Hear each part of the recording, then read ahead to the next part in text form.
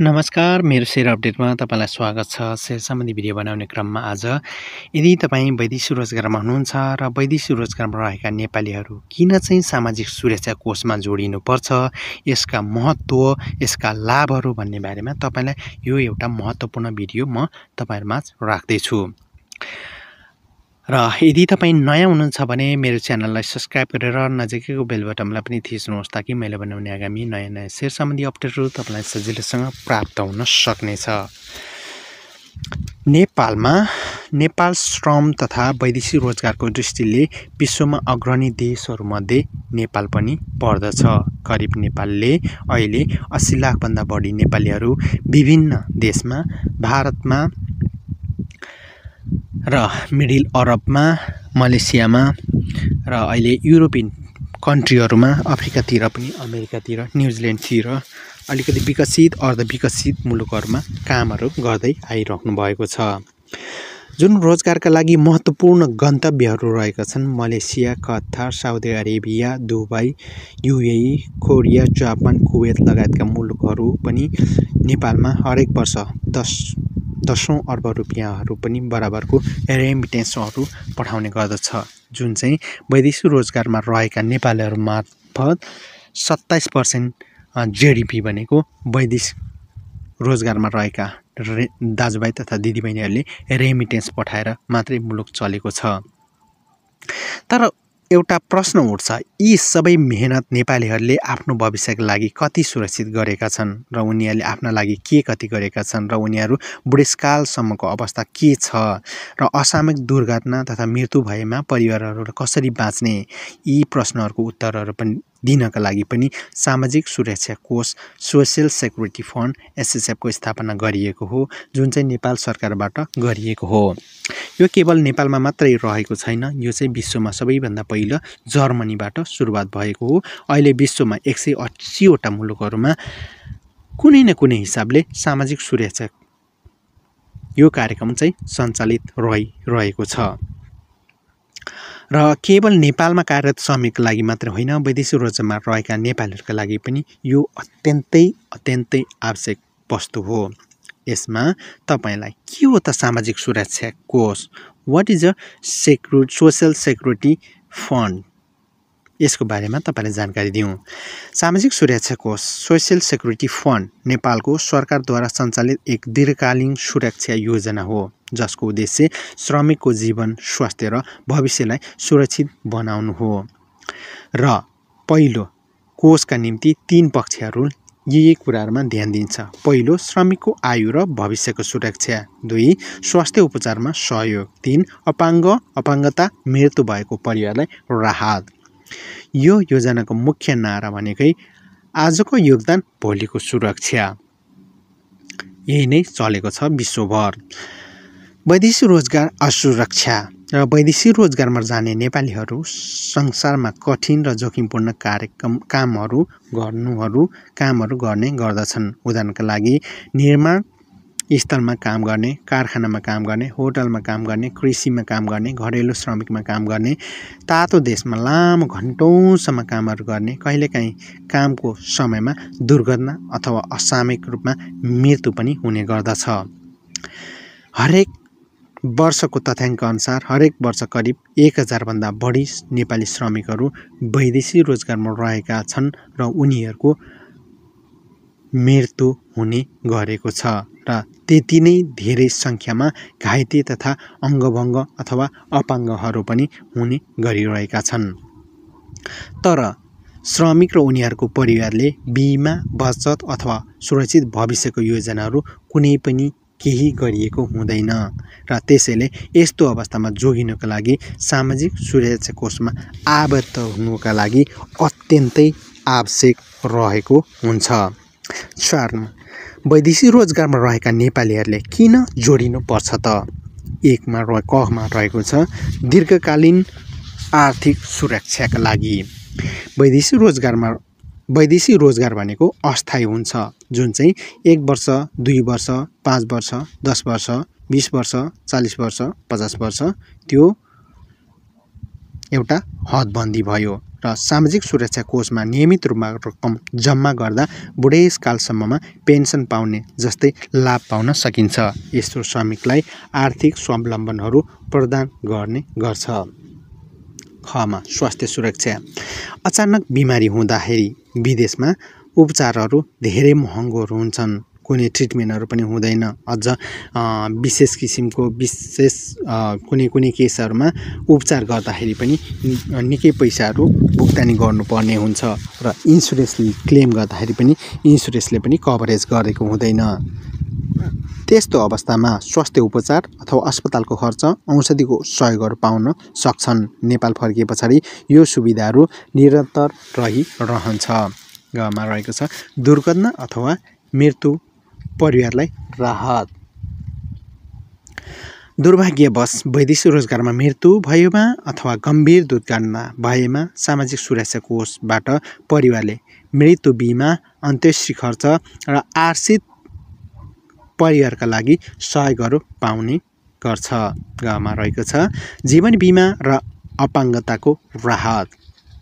यदि कामको क्रममा अपाङ्ग भयो भने कोषले क्षतिपूर्ति अथवा दीर्घकालीन रूपमा सहयोगहरू प्रदान गर्दछ, जसले परिवारलाई आर्थिक सङ्कटबाट जोगाउन विशेष महत्त्वपूर्ण भूमिका खेलेको हुन्छ। र अर्को भनेको ङमा रहेको छ बचत र ब्याज। सामाजिक सुरक्षा कोषमा जम्मा भएको रकम ब्याजसहितहरू तपाईँको बचत भएको हुन्छ, अर्थात् यो भविष्यका लागि संरक्षित एउटा लगानी हो। चामा रहेको छ स्वदेश फर्किए पछाडि निरन्तरता। विदेशमा रोजगार सकेर नेपाल फर्किए पछाडि पनि यो कोषमा नियमित योगदान जारी राख्न सकिन्छ। कसरी तपाईँ भविष्य सुरक्षा निरन्तर रहन्छ भन्ने बारेमा पनि तपाईँ यसमा कन्टिन्यू दिन सक्नुहुनेछ। 5 मा रहेको छ कोषमा कसरी जोडिने त। नेपाल सरकारले वैदेशिक रोजगार श्रमिकहरूका लागि भने वैदेशिक रोजगार सामाजिक सुरक्षा कोष सञ्चालन गरिरहेको छ, जसमा जोडिने प्रक्रिया रहेको छ। Nepal social security fund SSF को आधिकारिक वेबसाइटहरूबाट पनि तपाईँ लगइन गरेर तपाईँ जोडिन सक्नुहुनेछ। 2 मा फरेन इम्प्लोइमेन्ट विभाग अन्तर्गत नयाँ सदस्यहरू दर्ता गर्ने र 3 मा व्यक्तिगत विवरण, पासपोर्ट, संस्कृति र विदेशमा रहेको ठेगानाहरू प्रविष्ट गर्ने र 4 मा निर्धारित अंशदान अथवा कन्ट्रिब्युसन रकम पठाउने र विदेशबाट समेत पठाउन सकिने व्यवस्था रहेको छ। र अंशदान रकम न्यूनतम मासिक 500 देखि माथि गर्न सकिन्छ, तर आफ्नो आय अनुसार बढाउन पनि सकिन्छ। अहिले सामाजिक सुरक्षा कोषमा तपाईँ मासिक रूपमा भुक्तानी भनेको 2596.86 पैसा तपाईँले चाहिँ कन्ट्रिब्युट गर्न सक्नुहुनेछ। र त्योभन्दा माथि तपाईँ यदि मसँग पैसा इनफ छ, म अहिले सामाजिक सुरक्षा कोषमा म पैसा जम्मा गर्न चाहन्छु भन्ने कुराहरू यदि चाहनुहुन्छ भने तपाईँले अझ बढाएर पनि 5000, 10000, 15000, 1 लाख जति छ तपाईँ त्यो पैसाहरू थपेर पनि गर्न सक्नुहुनेछ।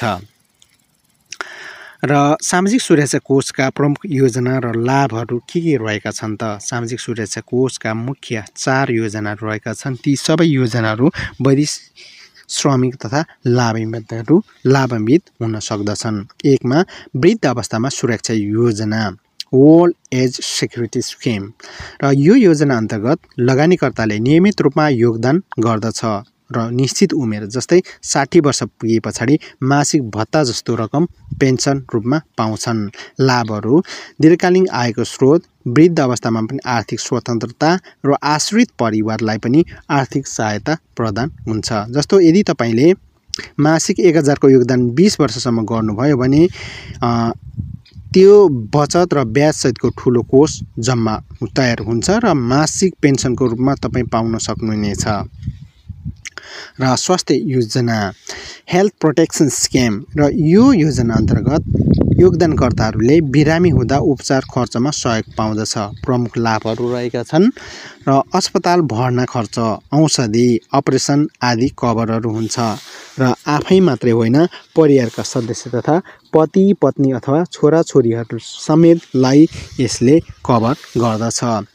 आकस्मिक रोग अथवा दुर्घटना तुरुन्तै सहायताहरू पनि पाउन सक्नुहुनेछ। यो योजनाले वैदेशिक रोजगारमा श्रमिक र तिनका परिवारका सुस्वास्थ्य अथवा स्वास्थ्य सुनिश्चित गर्ने काम गर्दछ। 3 मा रहेको छ मातृत्व तथा रोग उपचारको योजना। यो योजना विशेष गरी महिला श्रमिक तथा परिवारका लागि लाभदायी रहेको छ। लाभहरू रहेको छ गर्भावस्था, सुत्केरी र नवजात शिशुको हेरचाह खर्च सहयोगहरू गर्नु, परिवारका सदस्यको सामान्य रोग अथवा आकस्मिक उपचारहरू सहयोग गर्ने र स्वास्थ्य परीक्षण अथवा औषधिको सहायताहरू पनि काम यो कोषबाट हुन्छ र वैदेशिक रोजगारमा रहेका महिलाहरू अथवा उनीहरूको परिवार सदस्यका लागि यो योजना अत्यन्त उपयोगी हुन सक्छ। 4 मा रहेको छ दीर्घकालीन दुर्घटना तथा अपाङ्गता सुरक्षा योजना। वैदेशिक रोजगारमा काम गर्दा गर्दै हुने दुर्घटनामा उच्च सम्भावना रहेको हुन्छ। यो योजनाले त्यस्ता घटनाहरूलाई राहत दिन्छ। लाभहरू रहेको छ कामको क्रममा दुर्घटनाको उपचार खर्च र स्थायी अपाङ्ग भएमा दीर्घकालीन पेन्सन जस्तै सहायता र मृत्यु भएमा परिवारको आश्रितलाई मृत्यु क्षतिपूर्ति र अन्त्येष्टि खर्चहरू पनि प्रदान गर्दछ। र वैदेशिक रोजगारमा सामाजिक सुरक्षा कोषको सम्बन्ध के रहेको छ त नेपाल सरकारले स्पष्ट नीति लिएको छ कि वैदेशिक रोजगारमा जाने प्रत्येक श्रमिक सामाजिक सुरक्षा कोषमा अनिवार्य रूपमा जोडिनुपर्छ। यदि तपाईँ वैदेशिक रोजगारमा कुनै देश जाँदै हुनुहुन्छ भने तपाईँले सामाजिक सुरक्षा कोषमा तपाईँले 1 महिनाको पैसाहरू जम्मा नगरिकन कोही पनि वैदेशिक रोजगारमा जान सक्नुहुने छैन। र त्यही हिसाबले गर्दाखेरि पहिलो तपाईँ जुन देश जाँदै हुन्छ, यदि जापान जाँदै हुनुहुन्छ, कतार जाँदै हुनुहुन्छ, रोमानिया जाँदै हुनुहुन्छ अनि साउदी अरेबिया जाँदै हुनुहुन्छ भने तपाईँको 1 महिनाको पैसाहरू पहिला भुक्तानी गरेर मात्रै तपाईँको भिजा स्ट्याम्पहरू लाग्छ। त्यस पछाडि तपाईँ श्रम स्वीकृति भए पछाडि अनि बाहिर जान सक्नुहुनेछ। र यसरी श्रमिक सुरक्षाका लागि निम्न प्रकारको सुधारहरू पनि ल्याएको छ र वैदेशिक रोजगारको अनुमति लेबर पर्मिट लिँदा सामाजिक सुरक्षा कोष दर्ता गर्न सकिन्छ। श्रमिकले विदेशमै रहेर पनि मोबाइल अथवा अनलाइन माध्यमबाट अंशदानहरू अथवा कन्ट्रिब्युसनहरू पठाउन सक्छन् र नेपाल फर्किसके पछाडि यसलाई निरन्तरता दिन पनि सकिन्छ र यसरी वैदेशिक श्रमिकहरूले पनि राष्ट्रिय सामाजिक सुरक्षा कोष संरचनामा समावेश हुन्छन्। 8 मा रहेको छ सामाजिक सुरक्षा कोषका आर्थिक लाभहरू रहेका छन्। कम बचत तथा बचतका फाइदाहरू, ब्याजका फाइदाहरू, जम्मा गरिएको रकमहरू ब्याङ्क जस्तै ब्याजहरू पाउँछ र यो रकम सुरक्षित हुन्छ र भविष्यमा उपयोग गर्न सकिन्छ। 2 मा र ख मा रहेको छ कर छुटको सुविधा। नेपालमा काम गर्ने श्रमिकले कोषमा योगदान गरे बापत आयकर छुट अथवा ट्याक्स रिबेट पाउँछन् र विदेशमा रहेका नेपालीले पनि स्वदेश फर्किए पछाडि यो सुविधा उपभोग गर्न सक्छन्। ग मा ऋण तथा लगानीको अवसर। कोषमा दीर्घकालीन सदस्य भएको खण्डमा व्यक्तिले भविष्यमा ऋणहरू लिनका लागि ऋणको सुविधाहरू लिन सक्ने व्यवस्था पनि विस्तार हुँदै रहेको छ र यसले श्रमिकलाई उद्यमशीलता बन्ने सहयोगहरू पनि पुर्याउँछ। 9 मा रहेको छ सामाजिक तथा राष्ट्रिय दृष्टिकोणबाट यसको महत्त्व। 1 मा वैदेशिक रोजगारमा श्रमिकको सम्मान। सामाजिक सुरक्षा कोषमा आबद्ध हुँदा श्रमिकको योगदान औपचारिक रूपमा राष्ट्रिय अन्तर्राष्ट्रिय मान्यता पाउँछ र यो उनीहरूको लागि पहिचान तथा सम्मानको प्रतीक पनि हो। र 2 मा परिवारको मनोविज्ञानको सुरक्षा पनि रहेको छ र विदेशमा कमाउने व्यक्तिहरूले परिवार नेपालमै हुन्छ र यदि ती श्रमिकको कोषमा जोडिएका छन् भने परिवारले हामी सुरक्षित छौँ भन्ने अनुभूतिहरू पनि पाउने गर्छन्। 3 मा राष्ट्रिय आर्थिक स्थायित्व। कोषमा सङ्कलित रकमले पनि राष्ट्रिय पुँजी बजारमा पनि लगानी गर्न सकिन्छ। उद्योग, पूर्वाधार, शिक्षा, स्वास्थ्य क्षेत्रमा पनि यसले देशको अर्थतन्त्रलाई मजबुत बनाउन विशेष पहल गर्दछ। जसमा रहेको छ अन्तर्राष्ट्रिय अभ्यास तथा र नेपाल। विकसित मुलुकहरूले हरेक श्रमिक सामाजिक सुरक्षा कोष प्रणालीमा अनिवार्य जोडिएका हुन्छन्। जस्तै अमेरिकामा सोशल सेक्युरिटी नम्बर, दक्षिण कोरियामा नेसनल पेन्सन स्किम, भारतमा EPF इम्प्लोइमेन्ट प्रोभिडेन्ट फन्ड जस्तै यो पनि सामाजिक सुरक्षा कोष कुनै न कुनै किसिमबाट विश्वका 180 वटा मुलुकहरू यो स्किममा जोडिएका छन् जसले राष्ट्रलाई आय भारमा पनि सहयोगहरू पुर्याउँदछ र राष्ट्रलाई र जनतालाई सुरक्षित बनाउने कामहरूमा पनि यसको महत्त्वपूर्ण भूमिका रहेको हुन्छ। र त्यस्तै गरी नेपालमा पनि वैदेशिक रोजगारलाई समेट्ने राष्ट्रिय सामाजिक सुरक्षा प्रणालीहरू सुरु गरिएको छ र जसले नेपालको श्रमिक वर्गलाई विश्वस्तरीय सुरक्षातर्फ अगाडि बढाइएको छ, जुन चाहिँ धेरै पहिला अगाडि हुनुपर्ने हो तर पछिल्लो समय भएको छ। जे छ ठिकै छ। यसलाई व्यावहारिक उदाहरणहरूको मानौँ। रमेश नामका एक व्यक्ति कतारमा इलेक्ट्रिसियन काम गर्नुहुन्छ भने उहाँको मासिक 1500 रुपियाँ जम्मा कोषमा पठाउनुहुन्छ। 10 वर्षमा जम्मा उहाँको 1,80,000 हुन्छ र ब्याजसहित अनुमानित रकम 3 लाखभन्दा बढी, साथै उनको स्वास्थ्य बिमा, दुर्घटना राहत, मृत्यु भएमा परिवारलाई सहयोगहरू पनि पाउनुहुन्छ। र यो रमेशको कुनै दुर्घटना भयो भने कोषले उपचार गर्छ र परिवारलाई सहयोग गर्छ। रमेश नेपाल फर्किए पछाडि यो कोषमा योगदान जारी राख्न सक्छन्।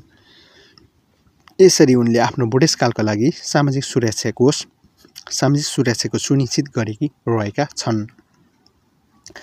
12मा वैदेशिक रोजगारमा रहेका नेपालीको लागि सुझाव। विदेश जान अगाडि सामाजिक सुरक्षा कोषमा दर्ता गर्नुहोस्। नियमित रूपमा अंशदान अथवा कन्ट्रिब्युसन पठाउने बानी पनि बसाल्नुहोस्।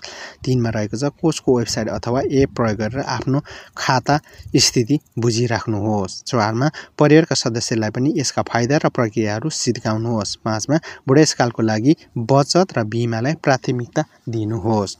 13मा रहेको छ वैदेशिक रोजगारमा रहेका नेपालीहरू देशका आर्थिक योद्धाहरू रहेका छन् र तिनीहरूको जीवन जोखिमपूर्ण र असुरक्षा रहँदै आएको छ र सामाजिक सुरक्षा कोष आबद्ध भएर मात्रै उनीहरूको स्वास्थ्य, जीवन र भविष्यको स्थायी सुरक्षा सुनिश्चित गर्न सक्छन्। यो योजना केवल व्यक्तिगत लाभको लागि मात्र होइन, राष्ट्रकै दीर्घकालीन समृद्धि स्थायित्वका लागि पनि अपरिहार्य रहेको छ।